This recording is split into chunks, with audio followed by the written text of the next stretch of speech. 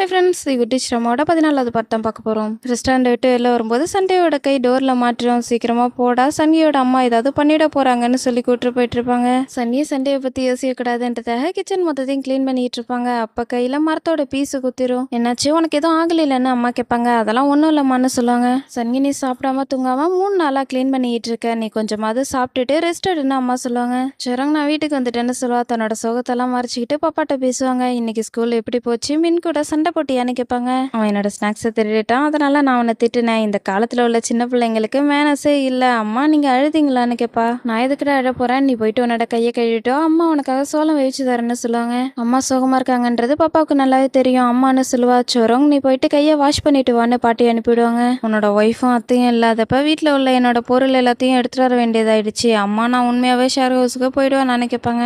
எனக்கு நைட்டு உன்னோட ஃப்ரெண்டு வீட்டுல தங்கிக்கோ, நாளைக்கு ஷேர் ஹவுஸ்க்கு போயிடலான்னு அம்மா சொல்லுவாங்க. நீ உன்னோட ஒய்ஃபை சீட் பண்ணன்றது டூஹிக்கு தெரிஞ்சதுன்னா என்னை வீட்டில் சேர்த்துக்குவாளா? எதுக்காகடா இப்படி பண்ண? உன்னோட ஒய்ஃபை எதுக்காக சீட் பண்ண? நான் கிளம்புறேன்னு சொல்லிட்டு செஞ்சு போயிடுவாங்க. உன்னோட கையில் அடிபட்டுச்சு, இப்போ பரவாயில்லையா? உன்னோட அத்தை பார்க்கறதுக்கு ப்ளசண்டா இருக்காங்கன்னு நினச்சிட்டு இருக்கியா? அது எல்லாமே போய். நாங்கள் ஸ்கூல் படிக்கும்போது அவளை கிரேசி பேஸ்கெட் பால்னு சொல்லி தான் எல்லாருமே கூப்பிடுவாங்க. அவளோட பிரதர் கிட்ட பேஸ்கெட் பால் பிளேயர் ஒருத்தன் ஒம்பளத்தான்றதுக்காக அவனோட காலை பீஸா ஆகிட்டா தெரியுமா? அப்போ அவன் 100 கிலோ வெயிட் இருந்தா நம்ம 2 பேர்ல யாராவது அவள்கிட்ட மாட்டிருந்தோன்னா கண்டிப்பா செத்து போயிருந்திருப்போம்னு சொல்லுவாங்க. நான் பண்ண காரியத்துக்கு நான் செத்ததான் சரியா இருக்குன்னு சொல்லுவான். உன்னை பார்க்கறதுக்கு வீடு வாசம் இல்லாத மாதிரியே தெரியுது, எனக்கே உன்னை பார்த்தா பாவமா இருக்கு. சன்னி ரொம்பவே இறக்கணும் உள்ளவ. அவளோட ஹஸ்பண்ட் இந்த நிலைமையில இருக்கான்னு தெரிஞ்சதுன்னா கண்டிப்பா அவ இறக்கப்படுவா. இந்த ஸ்ட்ராட்டஜியை பயன்படுத்தி அவ உன்னை மன்னிச்சிருவான்னு சொல்லுவாங்க. இது ஒன்னும் ஸ்ட்ராட்டஜி கிடையாது, அவளை பார்க்கறதுக்கு எனக்கு எம்பாரசிங்கா இருக்குன்னு சொல்லுவான். அதான், நீ இந்த அளவுக்கு ஒத்தப்படுறீல, இது ஒன்னே போதும், இதை வச்சே நீ வீட்டுக்கு போயிடலாம். அப்புறம் நான் ஒரு நல்ல ஐடியா வச்சிருக்கேன்னு சொல்லிட்டு இருப்பாங்க. சன்னிக்கு குக்கரோட விசில்ல கைப்பட்டு நல்லா செவந்து போயிடும். எப்பவுமே நீ பார்த்து தானே வேலை செய்வ, இப்ப என்ன ஆச்சுன்னு கேட்பாங்க.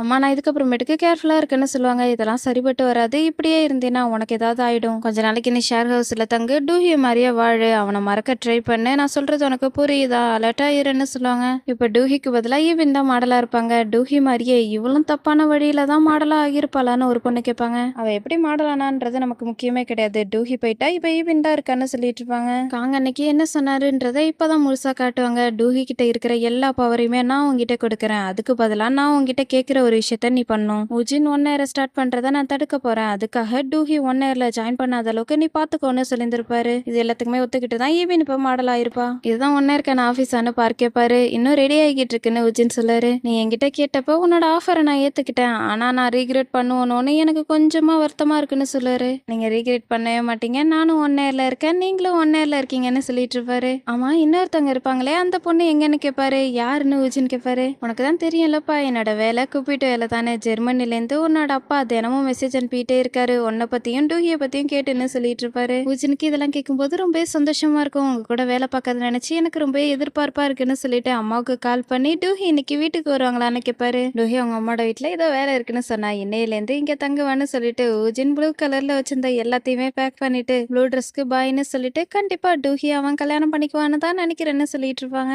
நைட்டு பூக்களை வச்சுக்கிட்டு டூஹி கிட்ட எப்படி கொடுக்கலான்னு ப்ராக்டிஸ் பண்ணிட்டு இருப்பாரு. டூஹி, இந்த பூக்களை பார்க்கும்போது உன்னோட நாகம் தான் வந்துச்சு, இந்த பூக்களை விட நீ ரொம்ப அழகா இருக்குன்னு சொல்லிட்டு இது மொக்கையா இருக்குன்னு சொல்லிட்டு இந்த பூ கீழே கிடந்துச்சு, அதனாலதான் உனக்கு எடுத்துட்டு வந்தான்னு சொல்லிட்டு இருப்பாரு. சன்னி வரதை பார்த்துட்டு அமைதி ஆயிட்டு, டூஹி நான் உனக்காக தான் வெயிட் பண்ணிட்டு இருந்தேன், இந்த ஃப்ளவர்ஸ் உனக்காக தானே சொல்லுவாரு. சன்னி சோகமா இருந்ததால ஊச்சின்னு இருந்ததையே கவனிச்சிருக்க மாட்டாங்க, அவங்க பாட்டுக்கு போயிடுவாங்க. டேங்க் இதெல்லாம் பார்க்கும்போது ரொம்ப சந்தோஷமா இருக்கும். இதெல்லாம் ஓல்டு ஃபேஷனா இருக்கே, நிலா நட்சத்திரம் அதெல்லாம் வச்சு ஏதாவது டெக்கரேட் பண்ண வேண்டியதானு கேட்பான். என்கிட்ட கூடன்னு ஓகே வாங்க பாப்பாரு. உனக்கு பொண்ணுங்களை பத்தி எதுவுமே தெரியல, டூஹி டேட் பண்றதுல எக்ஸ்பர்ட்டான ஆளு, ஆனா நீ ஒரு முறை கூட டேட் பண்ணதே கிடையாது, பொண்ணுங்க கூட வெளில சாப்பிட்டது கூட கிடையாது தானே. பையனா எனக்கு எதிராக நீ இருக்கணும்னு நினைக்கிறியா? ஆனா நீ என்னோட லெவலே கிடையாது, நாம 2 பேரும் வேற வேற லெவல்ல இருக்கோம். நம்ம இதுக்கு முன்னால ஃப்ரெண்ட்ஸா இருந்தோன்றதுக்காக நான் உனக்கு டேட் பண்றதுக்கான சில டிப்ஸ் எல்லாம் கொடுக்குறேன், ஆனா என்கிட்ட பொலைட்டா கேளுன்னு சொல்லிட்டு போயிடுவான். எனக்கு என்ன தைரியம், லவ் பண்றது என்ன இவ்வளவு கஷ்டமா இருக்குன்னு சொல்லிட்டு இருப்பாரு. இவனை பாராட்டிட்டு இருப்பாங்க. இந்த கிரீடத்துக்காக தான் நீ பிறந்த மாதிரி இருக்கு, அதோட உன் கூட மாடலா இருக்க போறவங்க யாருன்னு கேட்டுட்டு இருப்பாங்க.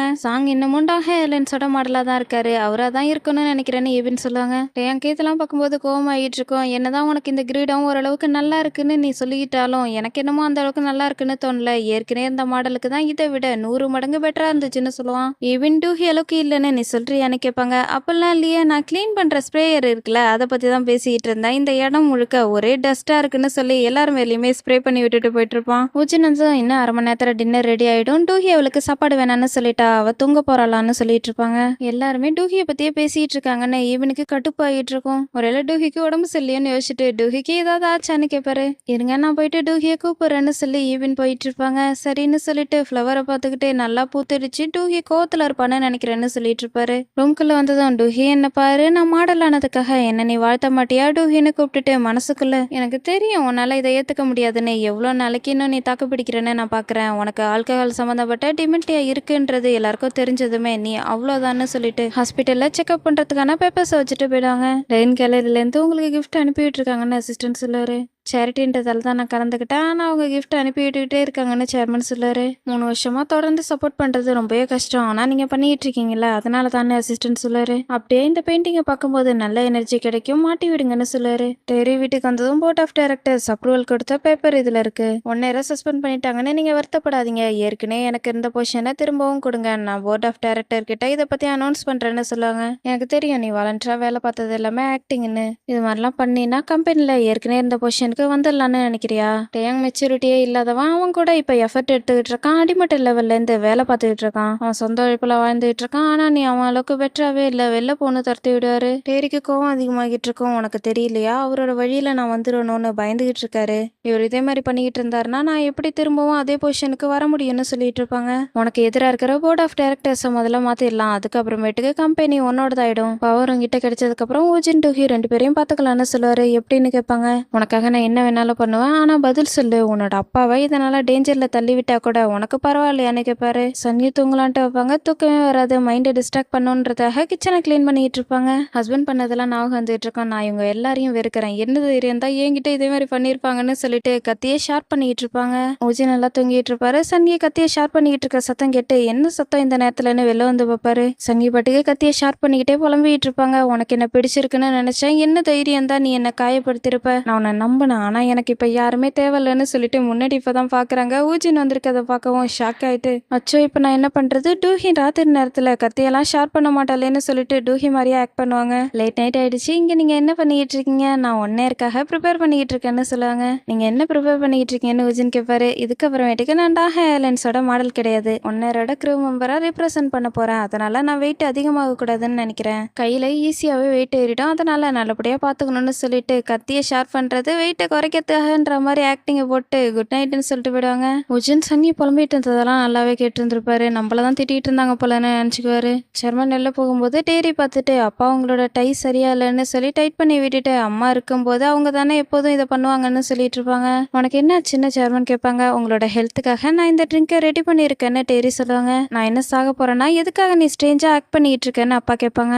ஏன்பா இப்பெல்லாம் பேசிட்டு இருக்கீங்க, என் ஃப்ரெண்டோட அப்பா போன வாரம் செத்து போயிட்டாங்க, அதனால எனக்கு பயமாயிடுச்சு, நீங்க உயிரோட இருக்கும்போதே நான் நல்லபடியா பாத்துக்கணும்லன்னு சொல்லுவாங்க. எதுவும் பண்ணாத, அதுவே நீ என்ன நல்லபடியா பாத்துக்கிறதுக்கு சமானம் சொல்லிட்டு போயிடுவாரு. இன்னும் கொஞ்ச நாளைக்கு அவர் வீட்டுக்கு வர மாட்டாரு, அதனால என்னோட பர்மிஷன் இல்லாம எதையும் பண்ணாதீங்க, என்னோட பர்மிஷன் இல்லாம எந்த கெஸ்டையும் வீட்டுக்குள்ள விடாதீங்கன்னு சொல்லுவாங்க. சேர்மனோட ஆபீஸர் சர்ச் பண்றதுக்காக வந்திருப்பாங்க. உங்ககிட்ட வாரண்ட் இருக்கான்னு அசிஸ்டன்ட் கேட்பாரு. எங்க கிட்ட வாரண்ட் இருக்கு, 1 நேரம் அவர் ஸ்டார்ட் பண்றதுக்காக வச்சிருந்த ஃபண்டை பத்தி நாங்க சர்ச் பண்ணோம்னு சொல்லிட்டு இருப்பாங்க. காங் தான் இது எல்லாத்துக்குமே காரணம், அமைதியா என்ன நடக்குதுன்னு பாத்துக்கிட்டு இருப்பான். டேரி திரும்பவும் வாலண்டரா எல்லாருக்கும் சாப்பாடு கொடுத்துட்டு பாய் அப்பான்னு சொல்லிட்டு இருப்பாங்க. ஜெர்மன் கம்பெனியோட என்ட்ரன்ஸ் கிட்ட வரும்போது லாயர்லாம் சர்ச் வாரண்டோட உங்களோட ஆஃபீஸ்க்கு வந்திருக்காங்க. உங்களோட டாக்குமெண்ட், பேங்க் புக் எல்லாத்தையுமே அவங்க கலெக்ட் பண்ணிட்டு இருக்காங்க. நீங்க ஒவ்வொரு வருஷமும் டைன் கேலரியை சப்போர்ட் பண்ணிட்டு இருக்கீங்களா, அதனால தான் நீங்க லஞ்சம் வாங்கியிருப்பீங்களோன்னு உங்க மேல சந்தேகப்படுறாங்க, அதுக்காக தான் இப்பெல்லாம் பண்ணிட்டு இருக்காங்கன்னு சொல்லுவான். ஏன் நான் எதுவுமே பண்ணவே இல்லைன்னு சொல்லிட்டு இருப்பாரு. அவங்க எல்லாருமே நீங்க டைன் கேலரியை யூஸ் பண்ணி உங்களோட தப்பான பணத்தை 1 நேரம் சப்போர்ட் பண்றதுக்காக நீங்க யூஸ் பண்ணீங்கன்னு சொல்லிட்டு இருக்காங்கன்னு சொல்லுவான். நான் இது மாதிரி கேவலமான விஷயத்த